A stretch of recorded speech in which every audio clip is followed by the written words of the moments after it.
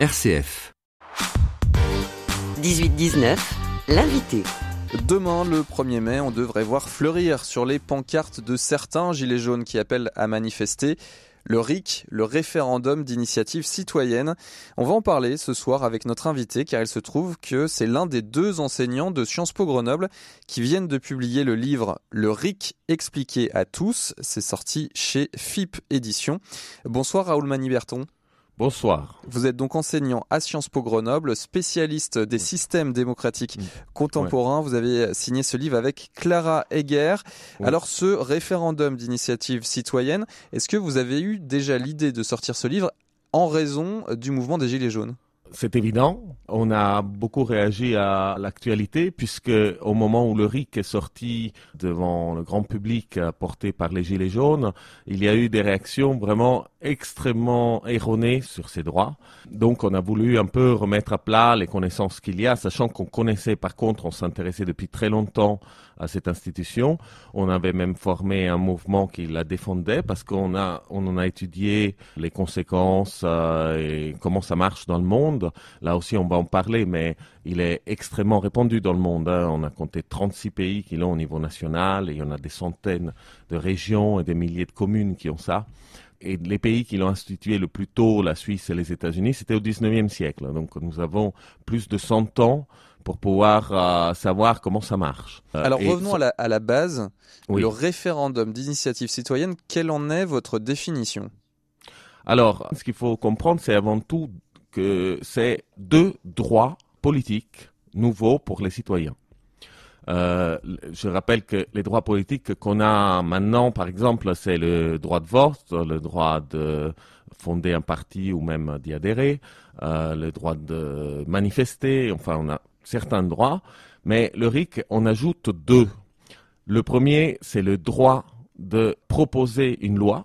Aujourd'hui, ce droit est limité aux parlementaires et au gouvernement.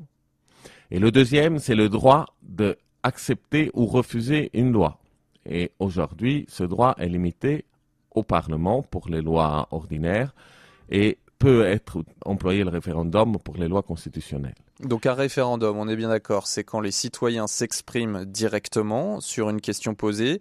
Et un référendum d'initiative citoyenne, c'est quand le sujet de ce référendum est à l'initiative des citoyens, on est bien d'accord ? Oui, alors ce qu'il faut juste comprendre, c'est que ce n'est pas une question, c'est un projet de loi. C'est-à-dire que les citoyens, par exemple vous, demain vous vous réveillez, vous avez une bonne idée de loi, vous l'écrivez peut-être avec d'autres, vous consultez un conseil juridique et puis vous la soumettez, vous recueillez des signatures et si vous parvenez à avoir suffisamment de soutien, cette proposition de loi est automatiquement soumise à référendum. Ça veut dire que c'est pas une question générale, c'est vraiment un projet, une loi, quoi, ou l'abrogation d'une loi, ça peut être également. Alors vous le disiez, aujourd'hui le RIC n'existe pas en France. En revanche, il existe dans plusieurs pays dans le monde. Ça marche, le RIC, ailleurs ? Alors, nous, on utilise souvent, disons, deux métaphores que je peux vous faire. La première, c'est la métaphore de la montre. C'est-à-dire que le RIC, s'il est bien réglé, si tous les rouages sont là, marche très bien et a des conséquences très intéressantes aussi. En revanche, s'il est mal réglé, il est inutilisable. Pour vous prendre un exemple, dans les 36 pays dans lesquels c'est inscrit dans la Constitution, 18 d'entre eux, donc la moitié, n'ont jamais utilisé le RIC depuis qu'il est là. Alors, par comparaison, en Suisse, qui est le pays qui l'utilise le plus, on a vu depuis 1995, 85 référendums d'initiative citoyenne. L'objectif de les couvrir tous, pour nous, c'était de voir qu'est-ce qui fait que ça marche pas.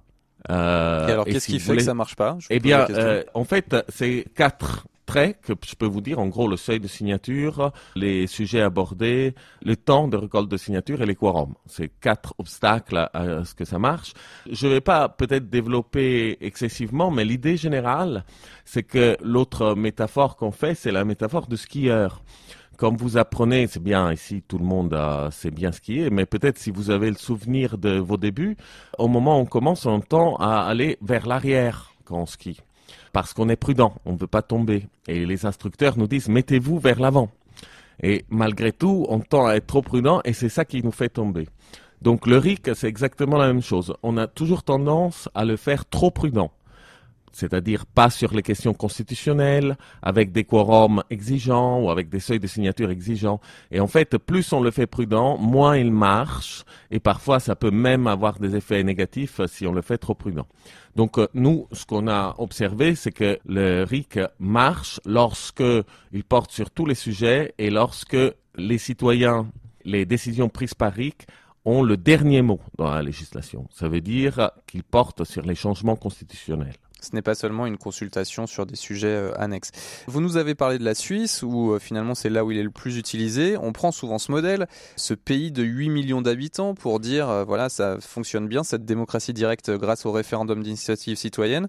Est-ce que, à l'échelle d'un pays comme la France, de 65 millions d'habitants, pour vous, c'est un modèle véritablement transposable ? Oui. Il est aisément transposable, même si le modèle suisse n'est pas que fondé sur le RIC, donc j'y reviendrai. Disons que la question se divise en deux. La première question est, est-ce que ça peut marcher dans les pays grands?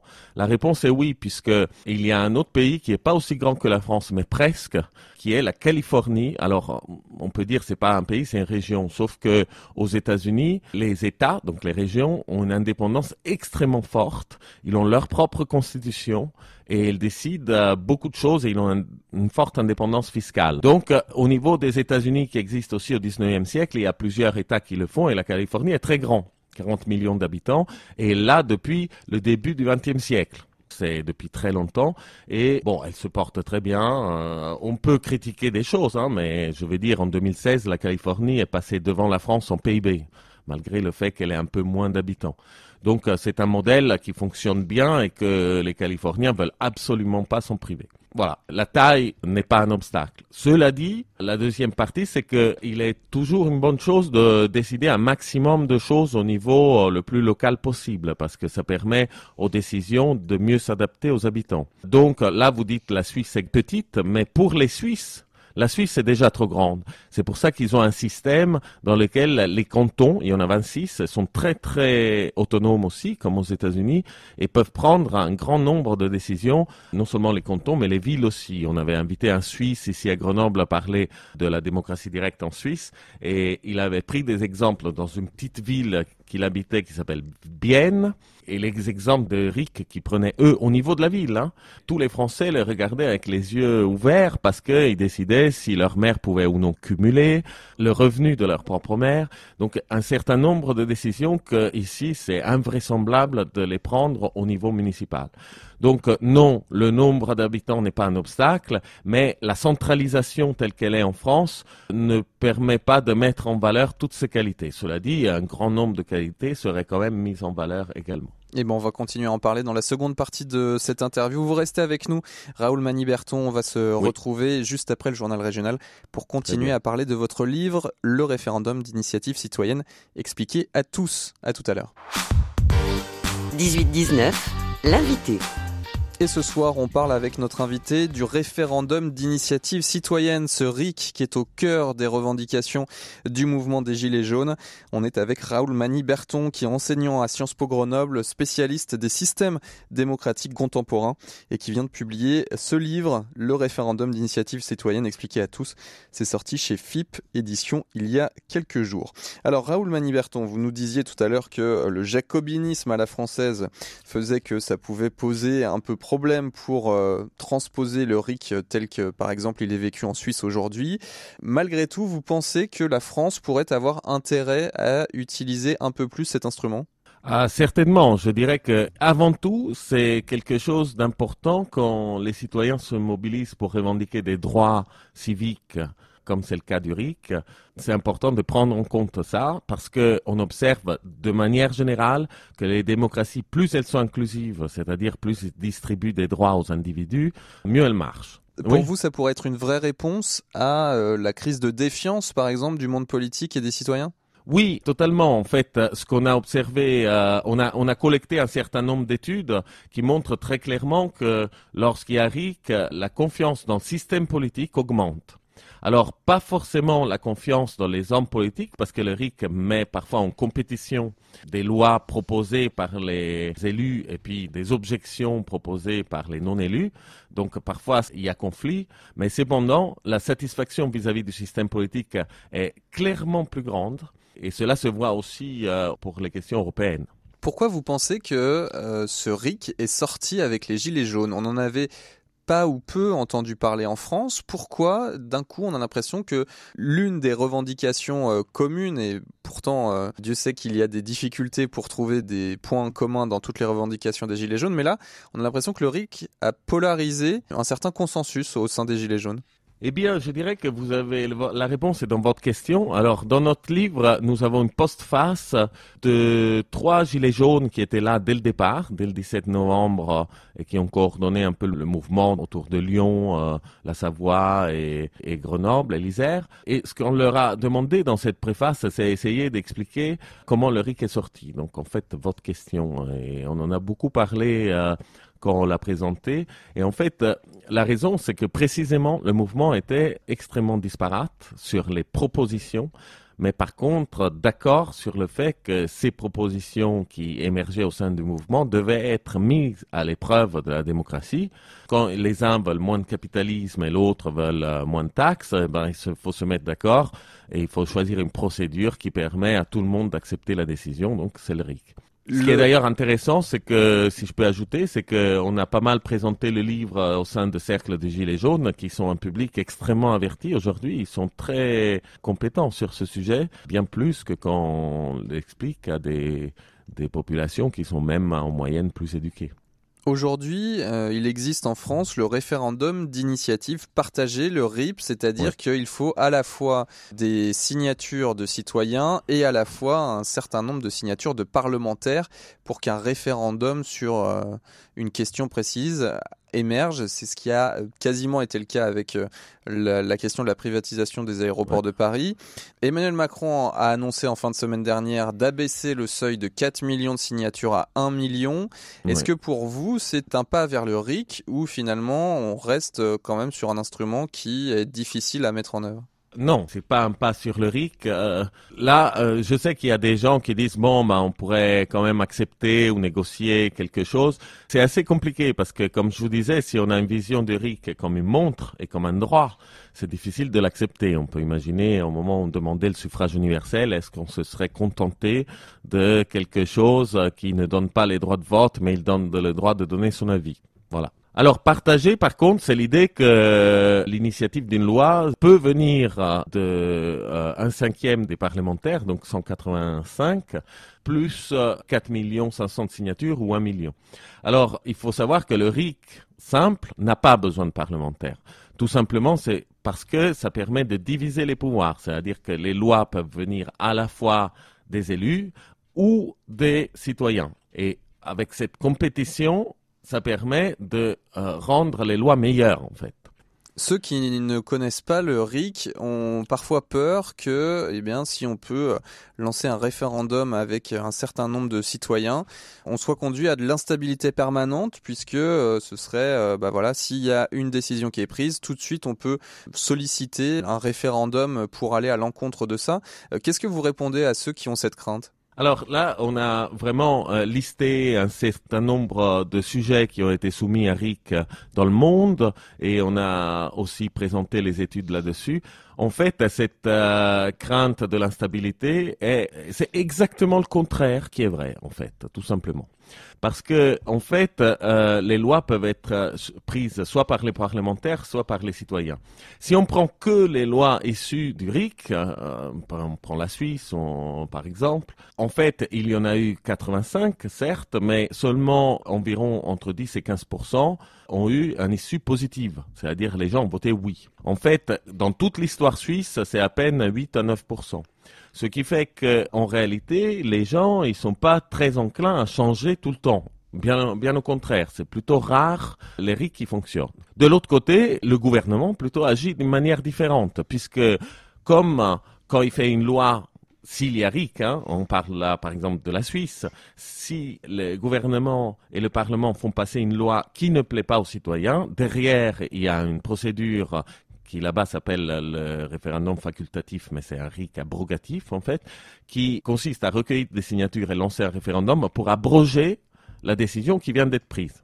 Donc si vous vous mettez à la place d'un gouvernement, ce que vous allez faire quand il y a le RIC qui peut être lancé contre vous, c'est avant de faire une loi, vous essayez de bien voir si elle est consensuelle.